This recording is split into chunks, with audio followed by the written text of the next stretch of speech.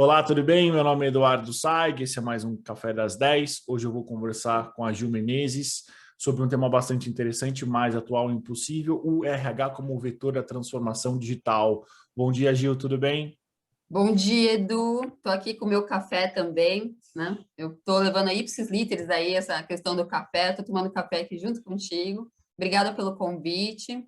E vamos falar sobre esse tema que eu acho que vai dar pano para manga aqui. Vamos lá. Gostamos. Gil, para quem não te conhece, quem é você no mercado? Boa. Eu tenho uma carreira um pouco diferente, né? Então, é a minha terceira carreira RH. A minha primeira eu comecei com 16 anos. Na época de colégio técnico de processamento de dados, então eu cheguei a programar, gerenciei projetos, foi por isso que eu paguei minha faculdade de Direito, e aí gosto de filosofia, gostava da parte soft, achava que Direito ia me ajudar. Até que eu descubro que eu não gosto muito de advogar, advoguei por 3 anos, tirei o OAB bonitinho, e onde começa a minha história no RH foi na Michael Page. Eu fui entrevistada lá para uma vaga de TI, inclusive na área comercial. E quem me entrevistou na época foi o Ricardo Basaglia, que eu acho que algumas pessoas conhecem ele, e ele virou meu chefe. Então, eu tenho 5 anos de história de Michael, vários projetos lá dentro, inclusive fazendo o startup do que era o assessment dentro da companhia.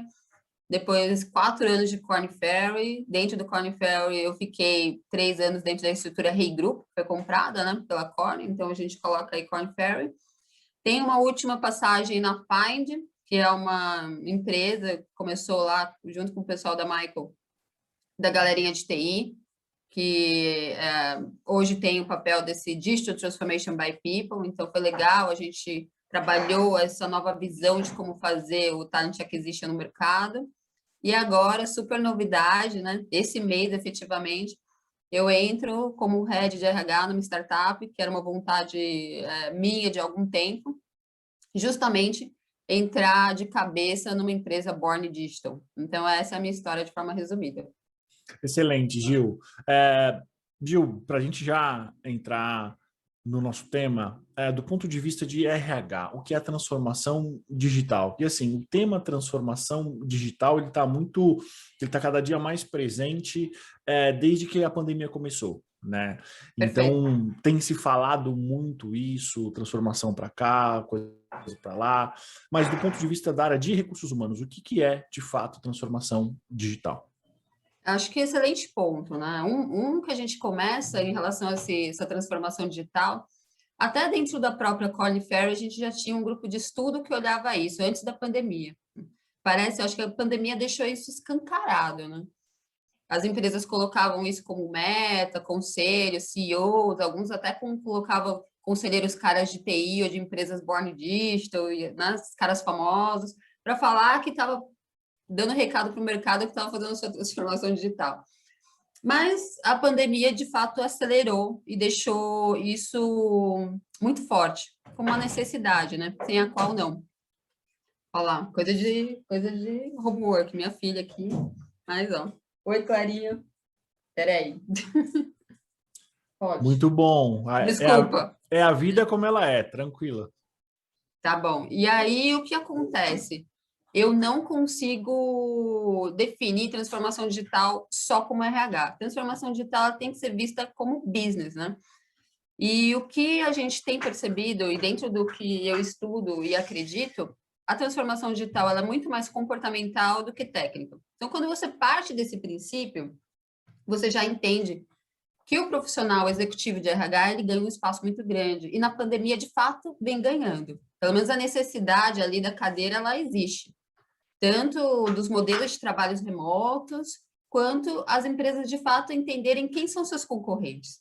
Então, quando a gente fala de transformação digital, a gente pensa muito em negócios disruptivos. Você vê startups questionando o modelo que até hoje existe, né, naquela visão client-centric. Só um segundo. Deixa. Fica tranquila, Gil. Aqui é assim. Esse é o desafio de grande parte das mães, de todo mundo que está trabalhando em casa.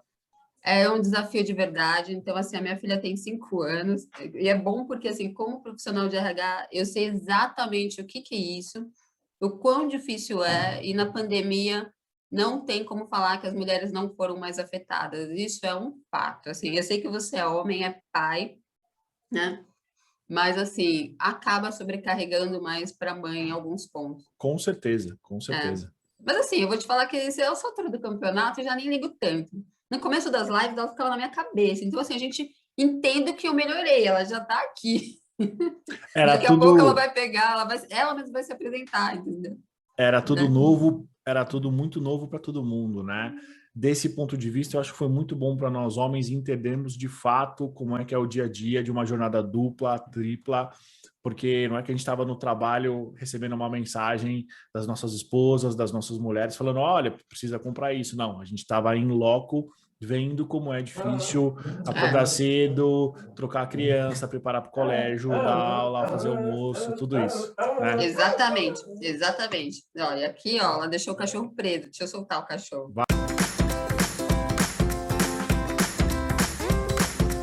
Vai lá, Falei que solte é lá. desafiante. Peraí. Com certeza. Peraí que a gente vai junto aqui. E aí já volto no tema. Mas a questão é, eu entendo que e o mercado, de uma certa forma, inclusive tem alguns exemplos de executivos que eu conheço com proximidade, que a gente trocou muita ideia sobre isso, né? Que são executivos que estavam até na área de RH e encabeçam a transformação, inclusive tomando frente de outras áreas, né? Então, não sei, eu lembro do caso da Soraya, tá na Lela, então a pessoa de RH que foi a pessoa que hoje é a pessoa que encabeça a transformação dentro da companhia. Tem o Vitor Arnaud, que eu lembro da Equinix, ele também tem um papel assim que eu falo, o cara não é muito RH. E essa é uma expressão que a gente tem que entender um pouco. O que é o que o mercado fala, pô, o cara não é muito RH, o cara é RH. E aí, nessa hora, eu acho que eu vou pegar na dor dos RHs.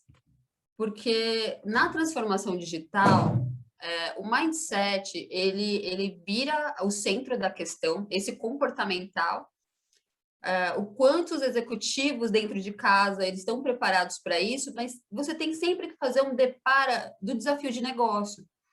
Então, se o profissional de RH ele não está verdadeiramente próximo à estratégia do business e olhar o business para entender até os concorrentes, como, aonde para isso está aonde está caminhando, ele também não vai conseguir fazer a conta, né, de trás para frente. E isso eu acho que é o grande ponto. Se o RH ele não tem essa visibilidade, ele vai ficar no escuro e vai ter baixa autonomia nessa transformação digital que ela é tão importante. E assim, não é a Gil falando, a gente tem relatórios da McKinsey, da Deloitte, né, da revista da Harvard falando isso. O quanto as questões comportamentais elas estão sendo chaves para a transformação digital.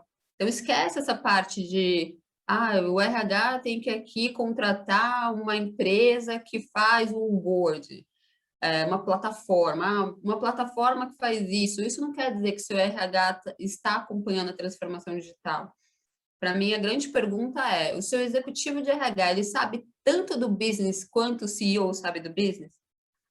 Acho que essa é uma pergunta que já dá para sentir o quanto a empresa vai ficar preparada e o RH está colado ou descolado dessa estratégia.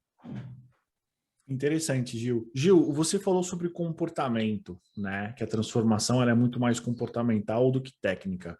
Você consegue trazer para a gente, talvez, alguns dos comportamentos que você acha mais interessantes ou não interessantes? Talvez comportamentos que uma pessoa tem que ter ou desenvolver para estar aderente a esse novo cenário que nós já estamos tendo? Sim. Assim, em paralelo, você sabe, né, eu sou especialista também em Learning Agility, que é um dos assessments mais modernos que existe no mercado, que eu acho que ele, ele tem uma adequação muito grande com esses comportamentos de transformação digital, porque assim, o cerne disso é o change. E o ser humano, naturalmente, ele não é um cara que gosta da mudança por natureza. Então, é sofrido. E aí a gente consegue entender o seguinte: quais são os executivos, ou internamente fazer essa pergunta, o quanto eu me sinto confortável ou desconfortável com alguns tipos de comportamentos. Então, a pessoa que ela se adapta melhor, ela é mais flexível, assim, eu vou te falar de número um desse comportamento, é a flexibilidade, é o quanto ele se adapta. Então, é aquela pessoa que, para ela se adaptar também bastante, eu não posso entender que é uma pessoa que está sempre de guarda alta. Porque se ela não ouve, ela não tem feedback, como é que ela vai se adaptar? Se ela não faz a leitura do ambiente, ela também não sabe aonde ela precisa se ajustar. Então, vai puxando outras características. Então, o cerne é esse, de fato, o nível de flexibilidade. E aí você fala, mas como é que eu vou medir isso? Onde eu percebo, né, que o cara está gostando ou não da flexibilidade? Tem muito a ver com a velocidade que ele aceita as mudanças. Porque assim, o que que é o inverso de flexível? É o cara ser resistente, né? Então, se eu tenho uma resistência alta, logo, provavelmente eu tenho uma flexibilidade baixa. Então, executivos que falam assim, frases, né? Isso sempre foi assim, faz assim que funciona. Não, vai por mim que eu faço isso em 3 empresas, sempre funcionou, não tem por que dar errado. Essas frases me preocupam, acendem um alerta. Né? Tem até alguns ditados que falam, olha, o que te trouxe até aqui não é o que vai te levar lá. Então, o cara que traz aquela receitinha de bolo que sempre funcionou e acha que aquilo vai funcionar, sem questionar, sem olhar outros pontos, esse cara me preocupa, né? Começa a me dar, assim, né, sem tirar homem ou mulher, eu falo cara, mas assim, no papel do executivo. Essas palavras, essas frases, esse tipo de comportamento eu quero investigar. Mesmo a gente sabendo que a transformação, a mudança não é algo natural. Mas tem pessoas que vão ter isso de forma, assim, não sofrem tanto. Então, geralmente são pessoas que mudam muito de cidade, que tem aqueles trabalhos que cada hora está fazendo alguma coisa, e isso fica mais fácil. Agora, se você tem aquela pessoa que está 10 anos na mesma empresa, nunca muda de cidade, sabe? Sempre faz aquele modus operandi, ultra especialista. Esse cara provavelmente, não é uma certeza, é uma probabilidade, as mudanças drásticas podem ser doloridas. E no mercado que a gente vê hoje, que são mudanças que a gente fala exponenciais, assim, o cérebro não acompanha, essa é a real, né? A gente está vendo mudanças no mercado que o nosso cérebro mesmo não acompanha. Então, se pensar que o iPhone, né, ele não é tão antigo. A gente não está falando coisa de 20 anos, a gente está falando de um pouco mais de 10 anos. E olha o quanto já impactou no mercado. O Uber também, não é tão antigo. E olha o quanto já mudou o mercado. Então, assim, as mudanças, elas estão indo cada vez em velocidades maiores, né? Como se eu estivesse encurtando esses bets de 10 anos em menos. E aí o cara tem que entender isso. Hoje, olha, estou há pouco tempo aí nessa Born Digital, na startup, e eu já entendo por que que a startup tão é diferente. Porque a velocidade que eles aplicam as coisas é algo, assim, alucinante.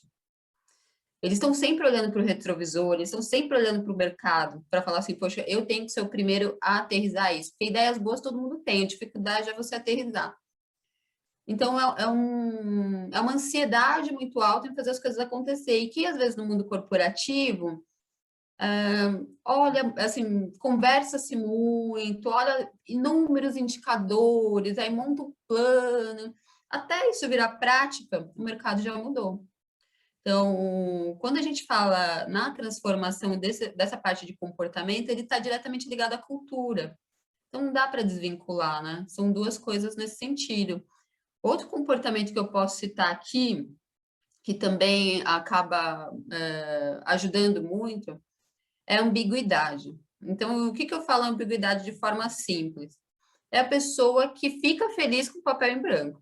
Tem gente que fala assim, que animal, tem um papel em branco, agora eu vou fazer o que eu quero, eu tenho autonomia, eu vou desenhar do jeito que eu quero, e tem gente que olha e fala assim, ferrou.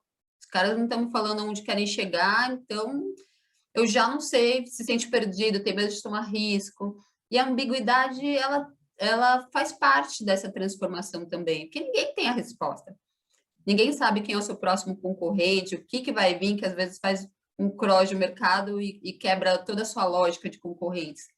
Então, a ambiguidade, essa incerteza, né, de não saber o que está ali na frente, tem que ser algo mais íntimo. A gente tem que olhar como, cara, eu não vou ter controle, né? E aí, aqueles executivos que fazem micromanagement, que gostam de ter controle de tudo, vai também sofrer um pouquinho, porque, assim, o cara vai ter que tomar decisões e olhar o futuro Não dá para fazer aquele business plan de 20 anos que a gente fazia antes, né? Entendi, Gil. Gil, você trouxe algo super interessante, né? Que é uma ferramenta que pode ajudar o RH a acelerar essa transformação. Além do Learning Agility, quais outras ferramentas, conhecimentos você indica para os profissionais de recursos humanos para eles estarem melhor preparados para ajudar as empresas nesse momento de transformação?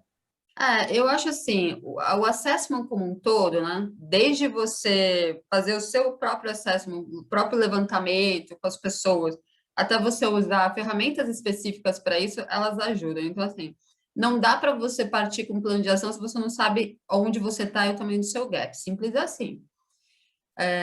E aí, dois pontos acabam aparecendo muito: ferramentas que medem cultura e ferramentas que olham o nível de flexibilidade desses executivos, né? Então, eu estou falando aí de Learning Agility, que, por exemplo, o Talent X7 é o que eu uso, a Korn Ferry tem, o Hogan tem, a Mercer tem. Então, assim, tem várias empresas aí, né, se eu for citar, tem muitas, globalmente tem muito mais, que são empresas que te ajudam a medir, e também tem as empresas do lado de cultura que te ajudam a fazer esse assessment. E aí vai muito do tamanho da empresa, velocidade e investimento. Então, por exemplo, assim, numa startup com poucas pessoas, eu vou usar uma ferramenta de cultura? Não, mas eu posso entrevistar praticamente a empresa inteira e entender como é que está isso. Quais são os sinais da cultura e principalmente os líderes. Então, a gente brinca e fala assim, tem que fatiar o gorila, né? Não dá para também sair fazendo tudo. Tem que priorizar. Mas você tem que partir de um lugar de saber o tamanho do seu gap, né? Inclusive, esse artigo da McKinsey, ele fala justamente isso. A primeira coisa que você precisa fazer é ter esse levantamento, entender o que que você tem dentro de casa, que você pode aproveitar, e aí tem algumas palavrinhas, né, mais na moda, que é upskilling, reskilling, que você pode aproveitar, e o que você não tem dentro de casa de conhecimento que você precisa trazer do mercado, tanto conhecimentos técnicos de business, e aí você pode trazer um executivo de algum business que vai acelerar essa transformação digital para você, quanto o próprio comportamental, né?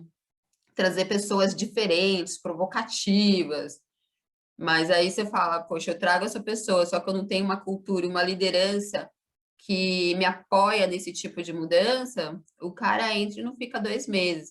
Então, a cultura, ela precisa aportar isso, que é um pouco da cultura do erro, a cultura do questionamento, onde aquilo não é mal visto, é bem visto, né?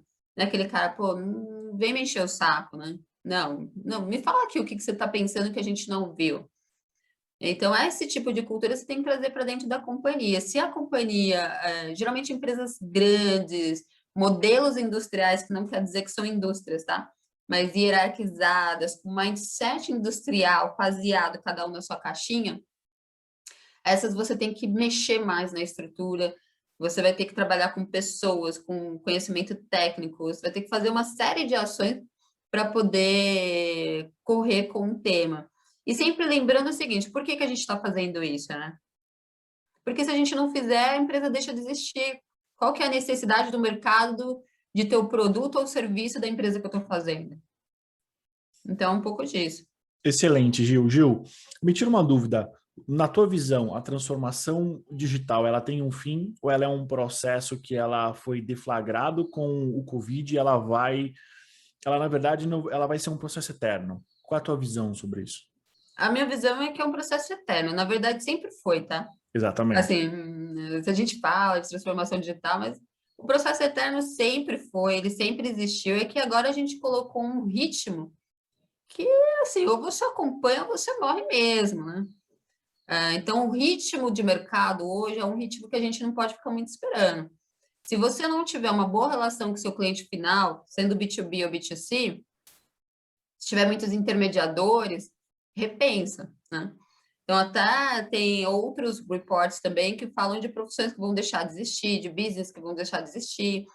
Então, o que que, por exemplo, a pandemia trouxe? Essa questão da gente fazer isso, né? Fazer coisas que não são aqui, tete a tete.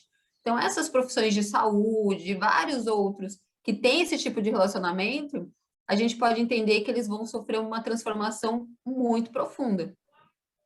Então, tem Entendi. mercados que sofrem, mas tem mercados que vão sofrer disrupção mesmo. E para esses a gente precisa olhar com carinho. Então, eu sei que, por exemplo, no mercado de saúde tem projetos de hospitais que são bem mais autônomos que já estão acontecendo. Tem uma startup, que eu até posso citar, mas não sei se vale, mas que ela já tem, assim, um mini aparelho que você pode ter em casa e de fazer alguns exames da sua casa, exames de sangue e tal. E eu posso citar N exemplos aqui, né, do que já acontece lá fora. Então, o nosso cuidado veio para ficar. Então, assim, a pandemia, a Covid, então, assim, esse modelo não vai regredir, voltar ao que era. Isso acho que todo mundo já percebeu. E como que a gente consegue se preparar melhor para as próximas ondas? Porque eu acho que as mudanças, elas vêm nessas ondas. E se você não se preparar, você vai morrer na praia. Então, assim, se prepara para a onda vai vir, você vai, aí você fica melhor, daqui a pouco vem outra onda. Não tem muito descanso. Eu acho que os períodos de descanso que aquelas empresas tinham, de ganhar mercado, de ficarem tranquilas, elas começam a diminuir, né? É um pouco Concordo. disso. Concordo, Gil. A gente está aqui falando de empresas, mas como que uma pessoa ela consegue se preparar para a transformação? Como é que ela consegue desenvolver esses comportamentos? Eu já falei isso aqui com outros convidados, mas eu acho que é sempre interessante pegar visões diferentes sobre a mesma coisa, né? Vou dar um exemplo. Imagina que, por exemplo, que eu sou um executivo e eu me vi perdido nesse mundaréu de coisas, né? Uhum, Que dicas que você dá, o que você me orienta a fazer para eu me desenvolver, para eu me atualizar? sim. Assim, eu vou Em partir linhas de gerais, né? Em em linhas linhas gerais, gerais, né? porque Porque, porque o enfim, desenvolvimento ele é sempre pessoal, né? é, Mas assim, em linhas gerais, por exemplo, para alguém sim. que ouvindo as suas palavras falou, putz, eu acho que estou ficando para trás. Quais são os primeiros passos? Eu acho assim, vamos partir do princípio que a gente está sempre ficando para trás. Então, assim, o senso de urgência, ele existe. Tanto para a Gil, quanto para o Edu, ou para qualquer pessoa que está ouvindo aqui a gente, parte do princípio que a gente tem que correr atrás. Então, pouquíssimas pessoas estão realmente à frente, né? Eu parto do princípio que eu tenho que correr atrás também. E aí, como que eu me preparo? Eu acho que tem, né, aquela famosa do 70, 20, 10, mas assim, trocando em miúdos, tem, assim, onde o ser humano aprende mais? Ele aprende mais na experiência, né? O ser humano, né, eu não sou psicóloga nem nada, mas as experiências, elas gravam mais no nosso conhecimento.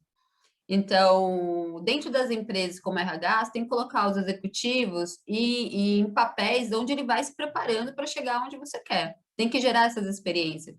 E eu, como pessoa física, como quem cuida da minha carreira, eu tenho que buscar essas experiências. Porque toda escolha tem uma renúncia. Às vezes você vai para um lugar onde te paga mais e você continua fazendo o que você está fazendo, mas aquilo não te prepara para o futuro. Então, cuidado com essas armadilhas de você ficar um cara ultra especialista, talvez de um conhecimento que daqui a 5 anos ninguém quer mais.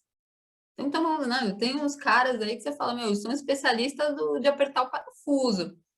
Às vezes eu fico preocupado, esse cara tem que perguntar, será que assim, apertar o parafuso vai ser uma necessidade do futuro? Então, acho que tem essa questão de você procurar experiências que te dão esse tipo de know-how. E aí, também, dessa experiência, a gente hoje tem um monte. Então, as pessoas já não fazem um job só, né? As pessoas fazem Exatamente. várias coisas. Então, você fala assim, Gil, mas eu só faço... Não, cara, se você só faz uma coisa só, repensa, porque tem outras habilidades que você pode fazer de outros modelos. Eu sempre pergunto, qual foi a última vez que você fez alguma coisa nova? Né? Qual foi a última vez que você pegou alguma coisa do zero para aprender? Então, tem gente que vai aprender a tocar violão, tem gente que vai aprender cerâmica, então, assim, tem gente que vai aprender um business novo, mas, assim, faça esse exercício de sempre estar aprendendo algo novo, independente do que for. Um outro ponto que eu acho que ajuda muito também são mentorias, coaches, para aqueles caras que querem dar uma acelerada e olhar isso de frente. Porque tem pontos cegos que você não olha, você acha que você não tem, mas, cara, tem sim. Então, é legal que você tenha alguém que você confie, e aí esse pode ter um papel, né? Às vezes a gente tem aquela pessoa que de vez em quando a gente liga para a pessoa falar a real para a gente, ou um profissional mesmo, né? Um mentor, um coaching para te ajudar nesse tipo de desenvolvimento. E aqueles 10% lá, que eu acho que hoje, assim, existem imensas ofertas de mercado, que é o próprio estudo. Todas as escolas correram para fazer, para montar um conteúdo bacana de transformação digital. Eu mesmo fiz um que eu gostei muito da Wharton, que é Removing Barriers to Change. É transformação digital? Não é, mas Removing Barriers to Change é correlato. Então, assim, são aquelas plataformas abertas que você consegue fazer cursos mais rápidos, ou não, eu quero investir, eu quero fazer curso de 1 ano e meio, vai lá e faz, porque já te dá o networking com pessoas diferentes do seu ambiente, que vão trazer outras ideias, e aí você volta a estudar, que eu acho que essa parte de estudar junto com transformação digital é algo que não vai acabar nunca. Então, é um pouco da chave, a gente está sempre se provocando o business e se autoprovocando. E se você não buscar isso, de verdade, ninguém vai fazer por você. Essa é a grande verdade. Eu falo com vários executivos e dá dó, né? De gente que, puxa, cargos altos em empresas grandes, multinacionais, olham agora e esses caras não acham mercado para eles. O mercado não compra esse tipo de conhecimento. Então, a gente realmente tem que se preocupar. Então, tem várias plataformas aí que tem esses materiais para a gente estudar. Eu acho legal, por exemplo, pessoas que não conhecem nada de TI, acha que tem um bicho de sete cabeças. Cara, pega curso, tem tantos cursos gratuitos com plataformas excelentes que você pode olhar, pelo menos assim, tem uns níveis iniciantes, né? Você tem uma ideia do que é aquilo, tire isso da frente, mas assim, não põe debaixo do tapete. Essa é a grande dica. Olha, encara, e quem fizer mais, melhor será. Por exemplo, quando eu penso na minha filha, né? Hoje ela tem 5 anos. Eu lembro que eu estava fazendo uma parte de seguro, uma época, eu falei assim, mas e aí, qual vai ser a faculdade? Eu falei, eu nem sei se na época dela vai ter faculdade do formato que é hoje. Eu nem sei como que vai ser a formação. Então, eu preciso preparar, quando a gente olha para o mercado, tanto para a vida pessoal, a gente precisa preparar o quê? Preparar a lidar com os problemas, porque eles vão aparecer. Mas a formação em si, hoje, eu acho que é um tema que a gente tem que discutir muito, né? Tem outros executivos, por exemplo, de indústrias que foram super afetadas, então, turismo, automotivo, né? Entre inúmeros, são caras bons, super inteligentes. Eu mesmo viro para esses caras e falo assim, meu, muda de carreira, vai para onde tem mais demanda, você tem perfil, você começa como júnior, mas eu te garanto que em 2 anos, garanto, né? Mas eu te indico que, poxa, em 2 anos, você pode estar em outro patamar. Inclusive, eu tenho um caso de um cara muito interessante, que eu tive a felicidade de fazer a movimentação dele, assim, foi bem pontual, mas é de Salesforce. O cara passou anos da vida dele sendo vendas, front. E ele gostava sempre de TI, ele tinha, eu brinco, eu falo, ele tinha um braço nerd, mas não era sumido, estava dentro do armário o braço nerd. E aí ele falou assim, não, eu quero começar a fazer isso, imagina, com filho, casado, tomou um risco, então ele saiu de uma remuneração que ele ganhava lá, os seus 20 e pouco, para ganhar 5, e começou a investir em certificação, porque o Salesforce tem essas trilhas de carreira muito bem definidas, certificações, enfim. Esse cara voou nas certificações, tirou certificações que ninguém tinha no mercado. Então, assim, ele virou um cara que, né, não tinha A música branca, né? A famosa a música branca. mosca branca disputado à tapa. E esse cara hoje, no fixo, praticamente bate o que ele tinha 2 anos atrás. Então, assim, eu vejo muita gente reclamando, ai, que perdeu emprego, que não sei o quê, tal, tal, tal. Cara, quer reclamar? Reclama, mas você vai gastar tempo. Eu, se fosse você, o que eu faria? Ver o que tem uma aptidão maior, qual o seu dom, e ver uma necessidade de mercado, corre, vai estudar, porque isso vai te abrir outro horizonte. E as empresas também estão abertas a aceitar esse pessoal que está mudando de carreira. Então, isso é muito legal. Essa abertura hoje, ela já existe. Eu lembro que na minha época, que eu saí TI, advogado e fui para RH, né? Eu fiz 3 mudanças, mas lá atrás, era um preconceito, né? Foi assim, hoje eu consigo identificar dentro do que eu entrego no meu dia a dia o quanto eu consigo aproveitar de todos os conhecimentos que eu acumulei até aqui. Então, hoje isso começa a ser valorizado, mas um tempo atrás, puxa, a Gil começou tarde. Será? São as famosas habilidades transferíveis, né? Que já existem, sei lá, desde 1980, esse conceito, e agora está começando a ficar mais popularizado, né? Assim, é simples quanto isso, né? E assim, é caso real. Então, assim, o cara começa como júnior? Não. Ele começa como júnior tecnicamente, mas no comportamental, o cara vai, ele vai andar mais rápido que os outros, porque ele não é um júnior como um todo. Então, eu acho que esse carinho, esse cuidado o mercado tem que ter, saber aproveitar. Tanto você que está no mercado e precisa fazer essa mudança, quanto a empresa que precisa, por exemplo, de profissionais de TI não tem. Eu tenho um monte de engenheiro bom na área automotiva, por que que eu não trago esse cara para dentro de casa?